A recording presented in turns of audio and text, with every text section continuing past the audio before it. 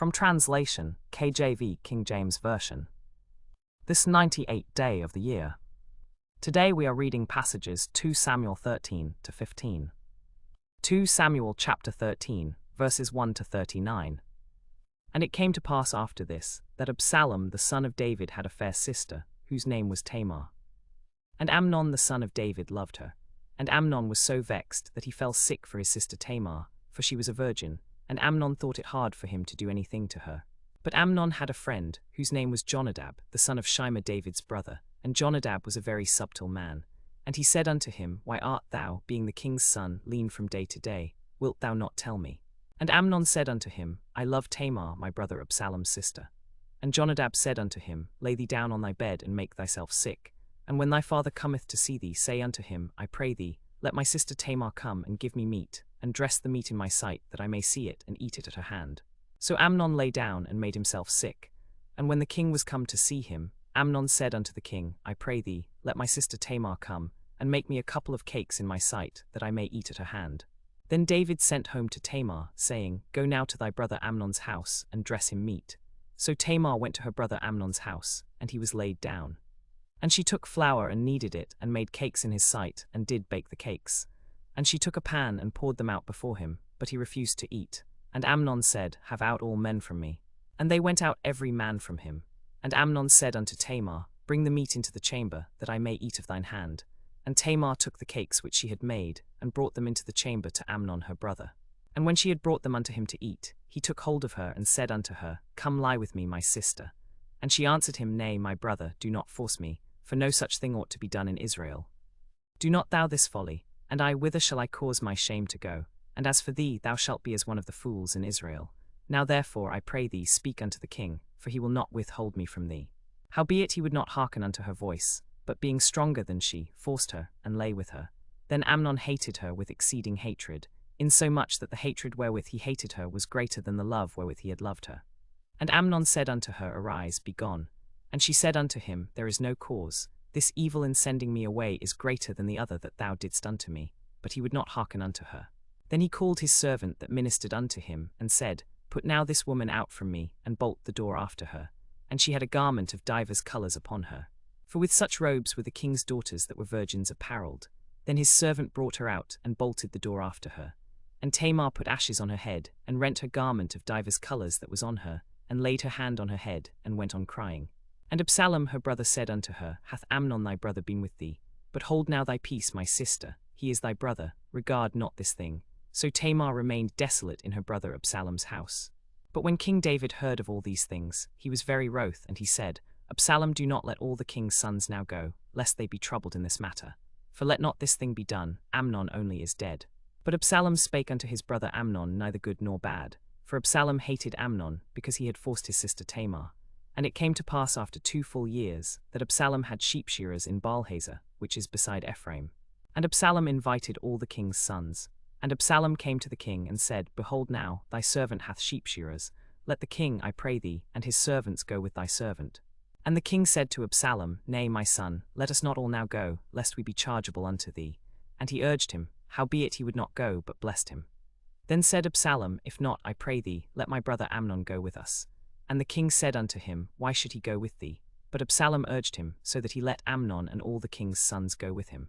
Then Absalom commanded his servants, saying, Mark ye now when Amnon's heart is merry with wine, and when I say unto you, Smite Amnon, then kill him, fear not, have not I commanded you? Be courageous and be valiant. And the servants of Absalom did unto Amnon as Absalom had commanded. Then all the king's sons arose, and every man gat him up upon his mule, and fled. And it came to pass, while they were in the way, that tidings came to David, saying, Absalom hath slain all the king's sons, and there is not one of them left. Then the king arose, and tare his garments, and lay on the earth. And all his servants stood by with their clothes rent. And Jonadab, the son of Shimei David's brother, answered and said, Let not my lord suppose that they have slain all the young men the king's sons. For Amnon only is dead. For by the appointment of Absalom, this hath been determined from the day that he forced his sister Tamar. Now therefore let not my lord the king take the thing to his heart, to think that all the king's sons are dead. For Amnon only is dead, but Absalom fled. And the young man that kept the watch lifted up his eyes and looked, and behold, there came much people by the way of the hillside behind him. And Jonadab said unto the king, Behold, the king's sons come. As thy servant said, so it is come to pass. And it came to pass, as soon as he had made an end of speaking, that, behold, the king's sons came, and lifted up their voice and wept. And the king also and all his servants wept very sore. But Absalom fled, and went to Talmai, the son of Ammihud, king of Geshur. And David mourned for his son every day. So Absalom fled, and went to Geshur, and was there 3 years. And the king's heart was entangled with the son of Absalom, for he was comforted concerning Amnon, seeing he was dead. 2 Samuel chapter 14, verses 1 to 33. Now Joab the son of Zeruiah perceived that the king's heart was toward Absalom. And Joab sent to Tekoa, and fetched thence a wise woman, and said unto her, I pray thee, feign thyself to be a mourner, and put on now mourning apparel, and anoint not thyself with oil, but be as a woman that had a long time mourned for the dead. And come to the king, and speak on this manner unto him. So Joab put the words in her mouth. And when the woman of Tekoa spake to the king, she fell on her face to the ground, and did obeisance, and said, Help, O king. And the king said unto her, What aileth thee? And she answered, I am indeed a widow woman, and mine husband is dead. And thy handmaid had 2 sons, and they 2 strove together in the field, and there was none to part them, but the one smote the other, and slew him. And behold, the whole family is risen against thine handmaid. And they said, Deliver him that smote his brother, that we may kill him, for the life of him whose brother he slew. And so we will destroy the heir also. And so they shall quench my coal which is left, and shall not leave to my husband neither name nor remainder upon the ground. Then the king said unto the woman, Go to thine house, and I will give charge concerning thee. And the woman of Tekoa said unto the king, My lord, O king, the iniquity be on me and on my father's house, and the king and his throne be guiltless. And the king said, Whosoever saith aught unto thee, bring him to me, and he shall not touch thee any more. Then said she, I pray thee, let the king remember the Lord thy God, that thou wouldest not suffer the revengers of blood to destroy any more, lest they destroy my son. And he said, As the Lord liveth, there shall not one hair of thy son fall to the earth. Then the woman said, Let thine handmaid, I pray thee, speak one word unto my lord the king. And he said, Say on. And the woman said, Wherefore then hast thou thought such a thing against the people of God? For the king doth speak this thing as one which is faulty, in that the king doth not fetch home again his banished son. For we needs must die, and are as water spilt on the ground, which cannot be gathered up again. Neither doth God respect any person, yet doth he devise means that his banished be not expelled from him. Now therefore that I am come to speak of this thing unto my lord the king, it is because the people have made me afraid. And thy handmaid said, I will now speak unto the king. It may be that the king will perform the request of his handmaid. For the king will hear, to deliver his handmaid out of the hand of the man that would destroy me and my son together, out of the inheritance of God. Then thine handmaid said, The word of my lord the king shall now comfort me. For as the angel of God, so is my lord the king to discern good and bad.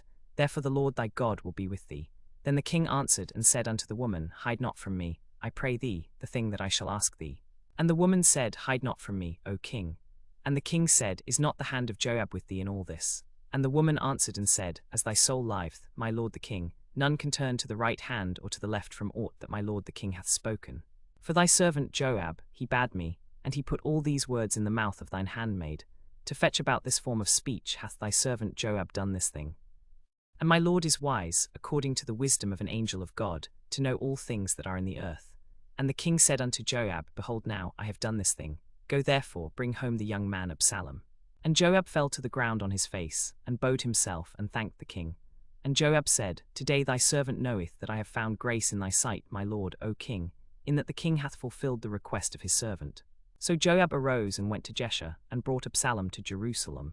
And the king said, Let him turn to his own house, and let him not see my face. So Absalom returned to his own house, and saw not the king's face. But in all Israel there was none to be so much praised as Absalom for his beauty. From the sole of his foot to the crown of his head there was no blemish in him. And when he polled his head, for it was at every year's end that he polled it. Because the hair was heavy on him, therefore he polled it. He weighed the hair of his head at 200 shekels after the king's weight. And unto Absalom there were born 3 sons, and 1 daughter, whose name was Tamar. She was a woman of a fair countenance. So Absalom dwelt 2 full years in Jerusalem, and saw not the king's face. Therefore Absalom sent for Joab to have sent him to the king, but he would not come to him. And when he sent again the second time, he would not come. Therefore he said unto his servants, See, Joab's field is near mine, and he hath barley there, and go and set it on fire. And Absalom's servants set the field on fire. Then Joab arose, and came to Absalom unto his house, and said unto him, Wherefore have thy servants set my field on fire? And Absalom answered Joab, Behold, I sent unto thee, saying, Come here, that I may send thee to the king, to say, Wherefore am I come from Geshur? It were good for me to be still there. Now therefore let me see the king's face, and if there be any iniquity in me, let him kill me. So Joab came to the king and told him. And when he had called for Absalom, he came to the king and bowed himself on his face to the ground before the king, and the king kissed Absalom. 2 Samuel chapter 15, verses 1 to 37. And it came to pass after this, that Absalom prepared him chariots and horses, and 50 men to run before him. And Absalom rose up early, and stood beside the way of the gate. And it was so, that when any man that had a controversy came to the king for judgment, then Absalom called unto him, and said, Of what city art thou? And he said, Thy servant is of one of the tribes of Israel. And Absalom said unto him, See, thy matters are good and right, but there is no deputy of the king to hear thee. Absalom said moreover, O that I were made judge in the land, that every man which hath any suit or cause might come unto me, and I would do him justice. And it was so, that when any man came nigh to him to do him obeisance, he put forth his hand and took him, and kissed him. And on this manner did Absalom to all Israel that came to the king for judgment. So Absalom stole the hearts of the men of Israel. And it came to pass after 40 years, that Absalom said unto the king, I pray thee, let me go and pay my vow, which I have vowed unto the Lord in Hebron. For thy servant vowed a vow while I abode at Jeshurun in Syria, saying, If the Lord shall bring me again indeed to Jerusalem, then I will serve the Lord. And the king said unto him, Go in peace. So he arose and went to Hebron. But Absalom sent spies throughout all the tribes of Israel, saying, As soon as ye hear the sound of the trumpet, then ye shall say, Absalom reigneth in Hebron. With Absalom went 200 men, which were called. They went in simplicity of heart, and they knew not anything. And Absalom sent for Ahithophel the Gilonite, David's counselor, from his city, even from Gilo, while he offered sacrifices. And the conspiracy was strong. For the people increased continually with Absalom. And there came a messenger to David, saying, The hearts of the men of Israel are after Absalom.